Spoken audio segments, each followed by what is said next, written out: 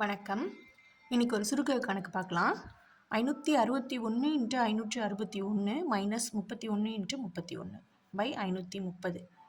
இங்கே 561 is equal to A, 31 is equal to B. இப்போ A into A, A square minus B into B, B square. A square minus B squareக்கு நமக்கு ஏற்கனவே தெரியும் A plus B into A minus B. So 561 plus 31, 561 minus 31 இப்படி எழுதிக்கிட்டு by இந்த 530 என்ன பண்ணிக்கலாம் எழுதிக்கலாம். இப்போ இது ரெண்டுத்தையும் கூட்டலாம். 1 1 2, 6 3 9, இங்கே 5. ஸோ 592.